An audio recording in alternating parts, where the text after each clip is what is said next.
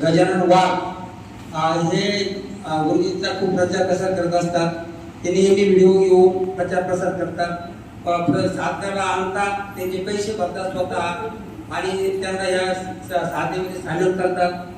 तर आज सकाळी त्यांना सकाळून यायचं चालू होतं, परंतु त्यांना आता वेळ मिळाला आले. ते हे लोकांच्या कामात असतात, नेहमी सेवेच्या तत्परतेमध्ये असतात.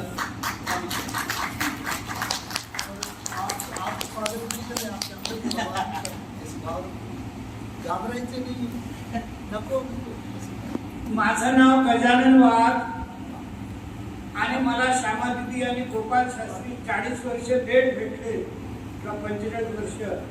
यामुळे माझा बराचसा जन्म वाया गेला. थोडाफार उरला तर मी सत्कारने लावत आहोत. तर हे लहान मुलं खूप भाग्यवान आहेत. आपण खूप भाग्यवान आहात. हा मार्ग सोडू नका. मी 3-4 मुद्दे बोलतो थोडक्यात.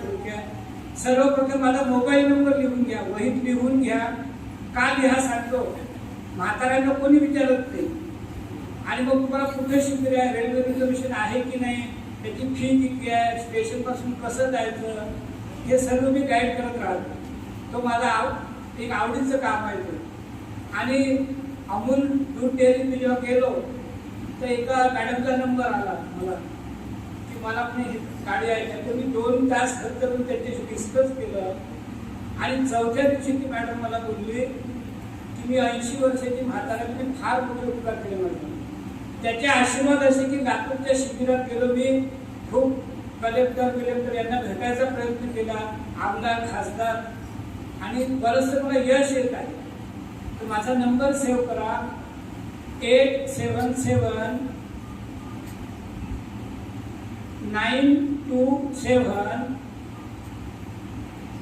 5426. पुन्हा एकदा सांगतो, मराठी सांगू का वाटल्यास? हा, मराठीत नंबर घ्या, 877 927 5426. आणि मी यंत्र नेहमी प्रशंसा करतो. आज त्याच्यावर बसलं तर भाग्य आलं. आपल्या तुम्हाला दुसरी प्रेमाची धमकी. अनिल सूर्यवंशी साहेबांची 50 मिनिटाची क्लिप आहे, ती मी 2-4 साहेब विनंती करतो ग्रुपवर टाका प्लीज.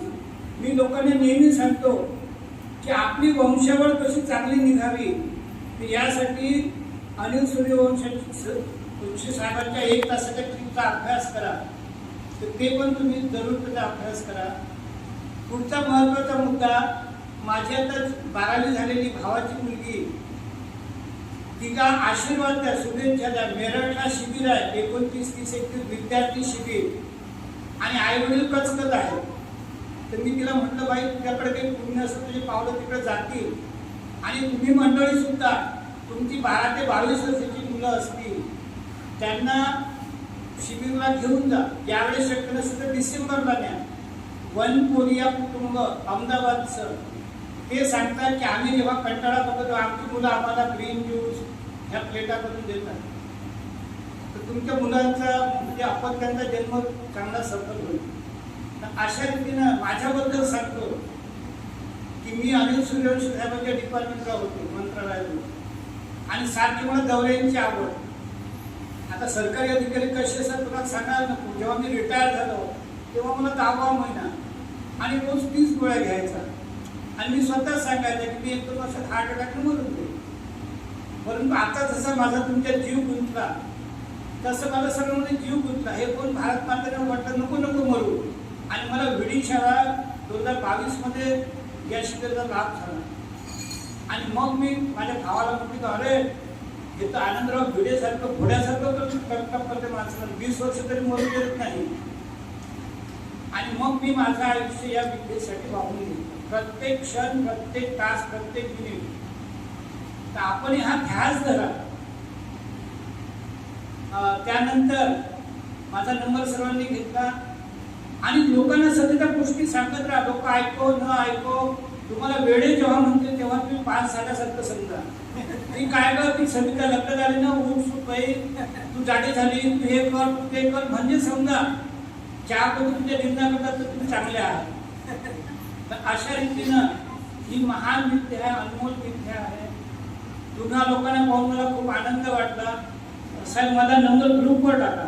कारण काय होतं, जळगावच्या एका वृद्ध स्त्रीचा मला फोन आला 2 वर्षापूर्वी. म्हणजे काका मेरठला म्हणजे गाडीत सीटच नाही. म्हटलं कसं काय?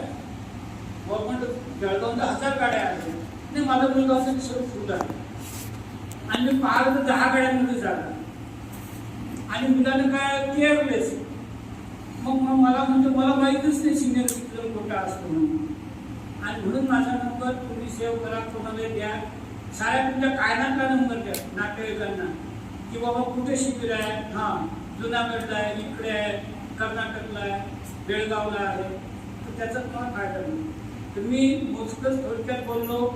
आणि तुम्ही चांगले शिकले सवरले लोक वाटता, कोणी टीचर वाटतं, कोणी ऑफिसर वाटतं. तर प्लीज असे एक चांगले वागा. शाळांमध्ये आहात तर प्रिन्सिपलला हेडमास्टरला पाठवा. मुलांसाठी मुलींसाठी हे अवेअरनेस कार्यक्रम घ्या. तुम्ही गोष्टी सांगू शकता की तुमच्या शाळेत गोपाल शास्त्री साहेबांना वेळ नाही यायला, पण तुम्ही जरी गोष्टी सांगल्या तर अवेअरनेस तयार होईल.